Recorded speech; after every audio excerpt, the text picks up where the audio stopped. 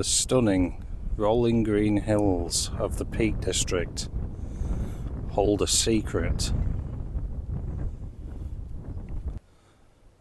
And today I'm making my way through those hills in Tintwistle to discover that secret of the 7 waterfalls of Tintwistle in the Peak District.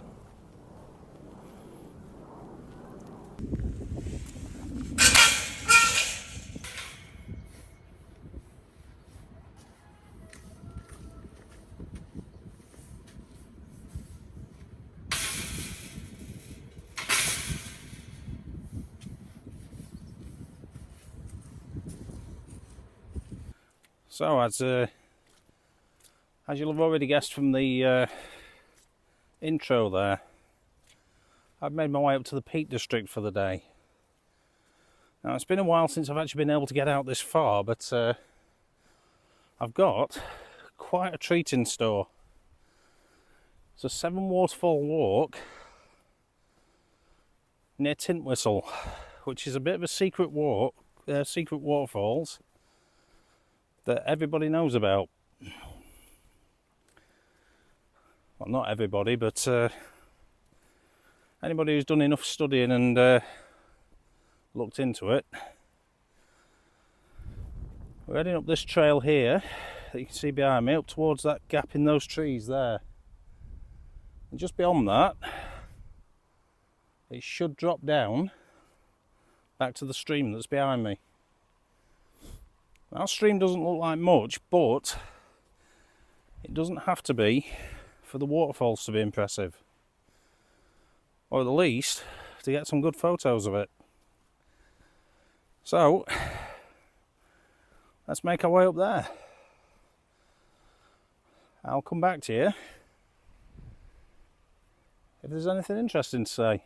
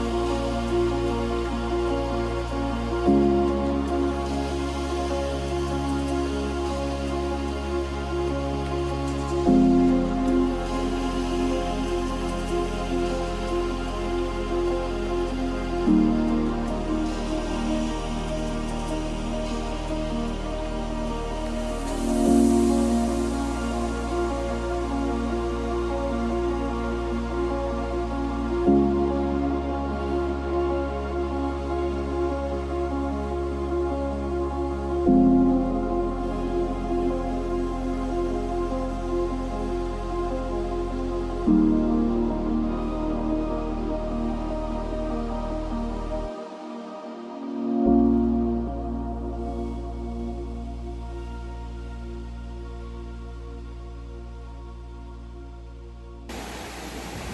after that brief walk, we made it down to the waterfall, and as you can see, it's quite stunning. Now there's a waterfall here behind me, which I got a little iPhone shot just up there. Unfortunately, that's not safe to get down to today. I have seen people take photos down there, and it is doable, but today, let's see if I can get to this edge. Absolutely stunning. I've got a shot I'm happy with of that I'll put up in a moment. But see that bank over there? It's extremely muddy and slippery, making that far too dangerous to get down. I'm not taking that sort of risk just one photo. However, getting down to this one wasn't too bad. And the main one's up there behind me, as you can see. But I'm convinced there's some nice compositions to be had here first, which is going to be quite precarious on these slippery rocks here. You can see in the foreground, just here. So I want to get this leading off to the image. I'm going to do a bit of real life Photoshop by removing this cable that somebody's very kindly left here to swing on. I'm not going to remove it altogether because it is somebody else's, but I'm going to take it out of my shot, so yeah, don't want that in the photo. I think the best approach is going to take the photos sequentially, starting down here, get a nice composition here, work my way to the next waterfall at the top there, and do the three above it. Now there are 7 here altogether. There's 1, 2, 3, 4, 5. So there must be 2 more further up. I'm not sure if I'm going to get those today. I'll have to see. But for now, I'm pretty happy with what I'm looking at here. I'm just going to have to try and find my first composition.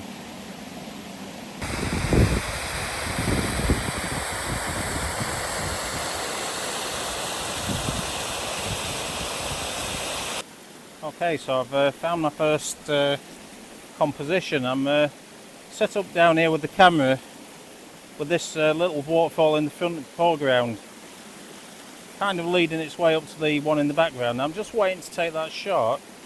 You can just see over my corner there's a couple of people in one of the most secluded locations in the Peak District decided to come and have their lunch. So I'm just waiting for them to piss off. Once they've gone, I want to take this shot. I want to focus stack the shot so I've got it nice and sharp all the way through. Hopefully leading up to the main waterfall at the back. I'm also going to try and create a bit of a whirlpool in the image with this little whirlpool going on behind me.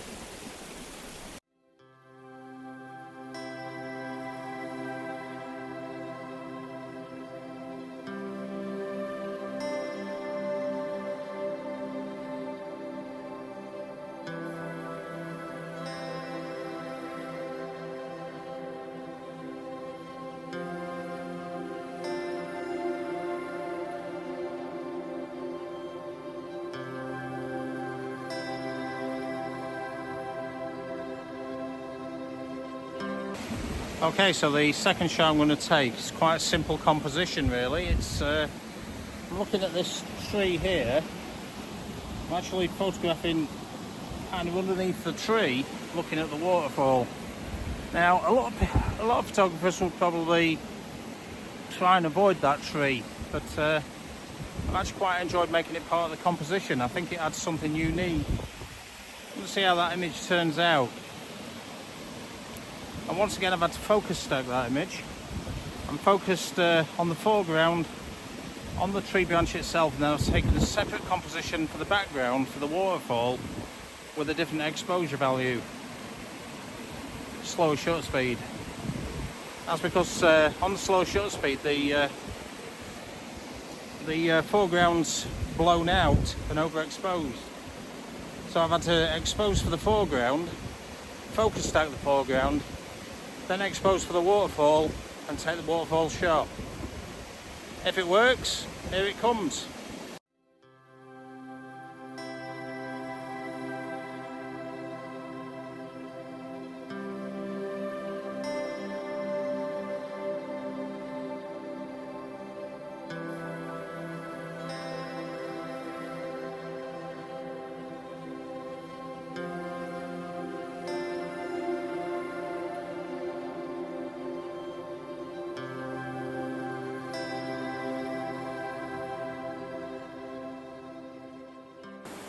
So far I think I've got some pretty good shots. Now this shot's going to be pretty much the basic shot that everybody takes. I basically sat compositions looking straight at the waterfall. I'm just going to take that shot straight on, no focus stacking or anything like that. I'm just going to shoot for the waterfall. I'm going to try and knock down as much of this sun as I can. I have got a ND filter on the front there. It's a 4-stop, so that is cutting out a bit of that light, but we'll see what happens. I can get that shot now. I'm going to check if there's any more shots I can get from here, at least today in today's lighting conditions. If not, I'm going to make my way up to the next set of waterfalls. Hopefully this shot will be some good. Here it is.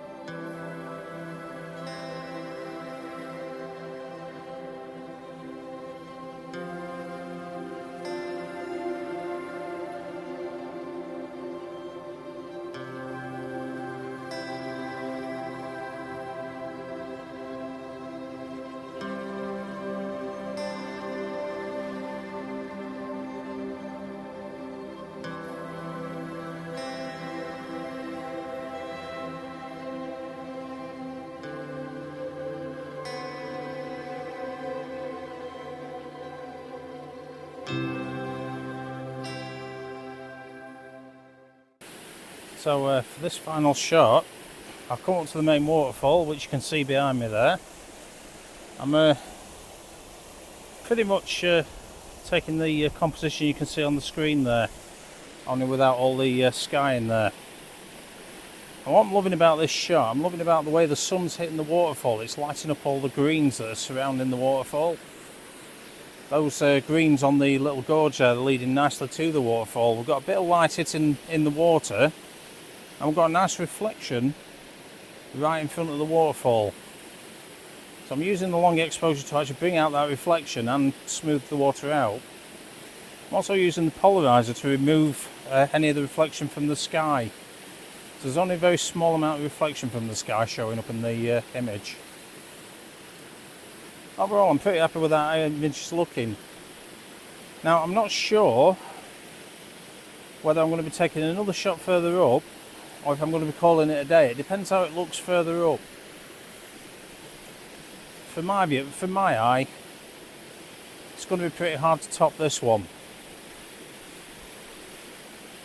So, after this image, I'm either coming back to end the video or we're coming back with the next shot. Either way, if this one's any good, here it comes.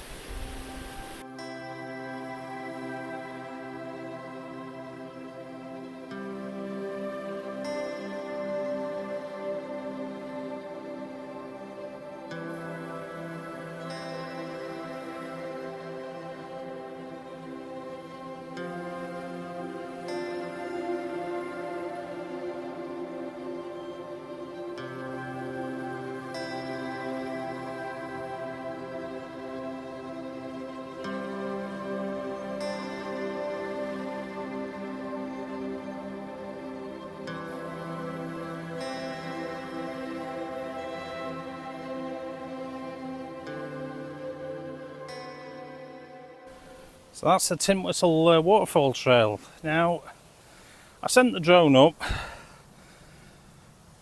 The waterfall behind,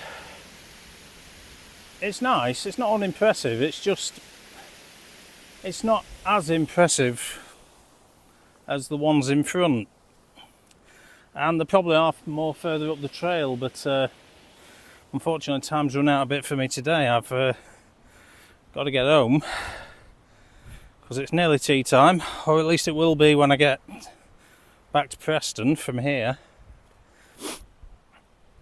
Either way though, it's been a great day out and a great walk. For a secret little known location, there are a lot of people there, including a couple of wild swimmers that just turned up as I was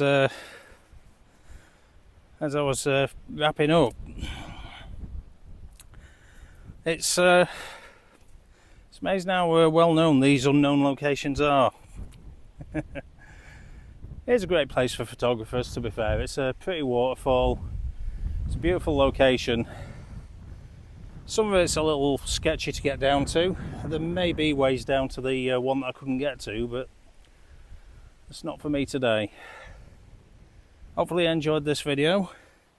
If you did, give it a like, thumbs up, and subscribe if you haven't already. And hopefully join me in the next video. In the meantime, bye for now.